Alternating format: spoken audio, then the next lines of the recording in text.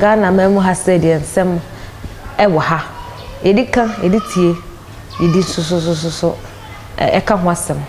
na ni na ene se abusiafo nim se beto dwa se onabo Canada Japan apamo kwaku anan e de free ho nene abawe bia babonte e de nsem ba komeni abota abonte wo chima chese onabo Canada Japan kra no ono no nim de dada se kwaku anan no na oje bribe enum nkra ka ho enye se ye ya wo toto e de mane Vice President Mahamudu Bawumia a ono de gina so eyi na de na so ensem no de endorse papa ye beko ne akotie e de aba papa Kennedy o pese obeyi wadi na ache but no onya kwa bia mfa so mfa nyiwu nko the time a obetena na tu a kan kwase asem no estati se wo jeje bribe no hwe sa time na papa ni nu ne ho esanso wo to ne bo asa wa ye mfa sinkenhye no ene wo hunu se kwakwa na wadi na wu oswo enfa so be na wo so wani monyam atofoma me yetietia so sa amankrado kwasia boy woni amankrado fa so be na wo so wiase amote enfa so be ene wo so e wo wiase amote aboa munkona mkomisa amankrado sese woni ayi patricia wodu kwante e de na wo montam ene wo hunu se wo ye bonsam te sa amankrado e hon wo hunu se agrada na ese committee of mame anka nanya ne sa banka begu me sei enna fitaw enne Canada ni mo ye di twitwi fom nyina aye wo kwakwa na bai bonsam enne se Canada yi wadi a na wo grant interview a wo se de wo se wo ni apologize wa sa boni din ko atu ase kwase boy chimifo wo master no wo twie wo kada wamma waduane adi wasia na wote na atu won se wanhie ni pe a ankwakwakue okote ketwa se pencil anka nya adwuma wo hemma wontimi ni weyere wabodam ohofo wate wanimu sede yehwie nkunumu asai atogu be maso wasia boy kwakwanan be kasem ye ntia wonni apologize bia de ma na asa boni dini se me ni apologize bia de ma de ben Papa Kennedy Japan me mo said din into ase because kwakwa na ya wapam ne de papa ewiase oyere mu nyina betwa abo wa oyere ne de meta na chi ono de anti de meta na chi ajudi yi achu yi ono wo twa bo wa me support no nanso no kwakwa na nkwa betie sikesi we mu a meja fast na ye meja fast na yo mejia bobani ase na kwakwa na ye be kọ back and front ye be hwedo be lusu wa bodam sabe kanse mientia Ghana for show when would be special area special kwaku onyame a wafam so matete wa homa nyina agu fom no wo fi so betimi asori biem never na me nyankopon wanti ase kwaku na me na be sori ye wontimi asori biem drama ka kire mayi me siwi aduase we egu manum aka kire kwaku wontimi mpagya biem da waba mane egu so na mane ade asese wonum hwe kwaku wanim guase na eba no wo be kotu zero sadia me ka kire wo no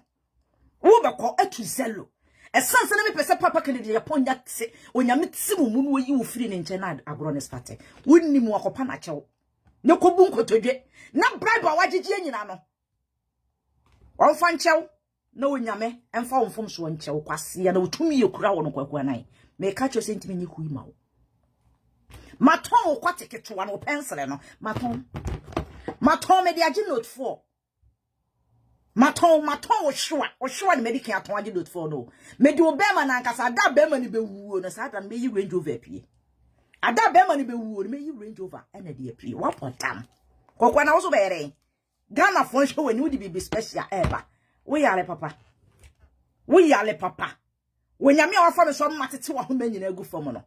na ofiri se wuti na atu ho na ofiri se wanyame papa hwebo kwa bia number 2 Mr. Dako je Dako ba enana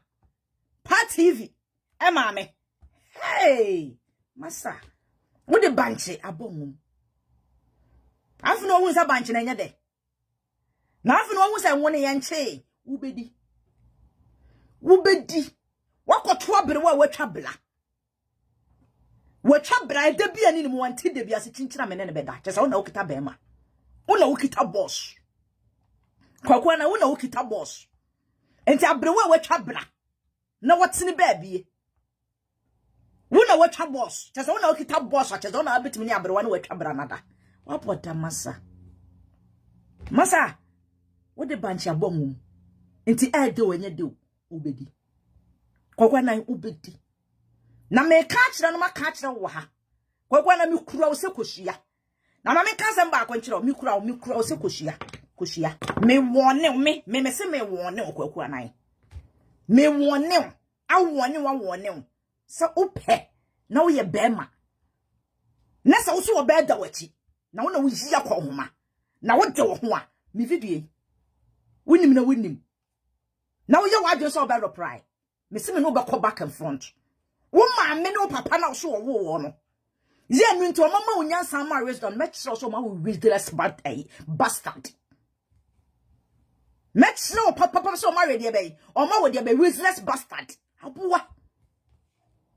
wo fun wanim basa yese agrada e kai na ye de aboni komu no office tie na ye de aboni komu na wo se ya sofudie tie no kwasi eni mu ochi kwasi aposo me se wo ho basaye ese agrada patricia sie duwa e kwantene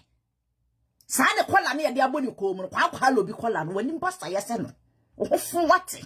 kwasi boy e mesin tanta ye kwamirika enufu mu oduro ehwebo so na age pepawo e boni nsamba ni pepie ba obo bisa se soloku be na ebe ne yese manofo eme wonofo enofo na ebuo mo nsam saa no upie ba ya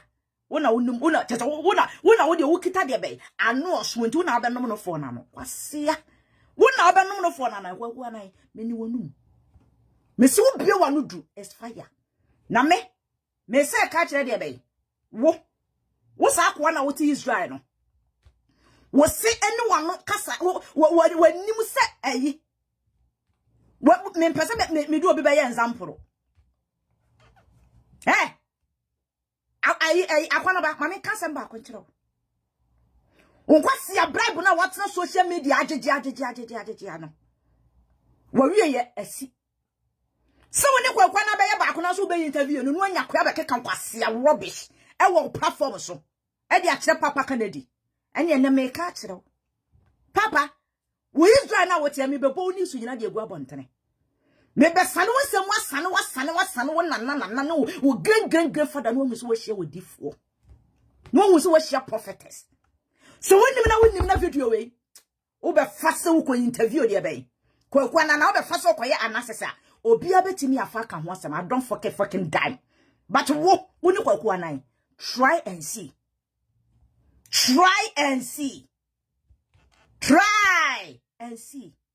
why you wonim ese kebo wahimaja kibenya asem nyina afiri wo wahimaja ke ne ho kire na ene one nam wiem ane nan nam wiem a yehu ne na ase yehu ne nantu ne ene nyina afiri wo esa so wo de ho bo na utu na futupa why you sin wanim de onim ne bribe je de onim ne se yema osika me so de beje pepem abayo oba bonten be reaction de fa kwaku anane saki ho ane da be so mo attention TV so University Foundation abani 05483029 if I find am de besi makwa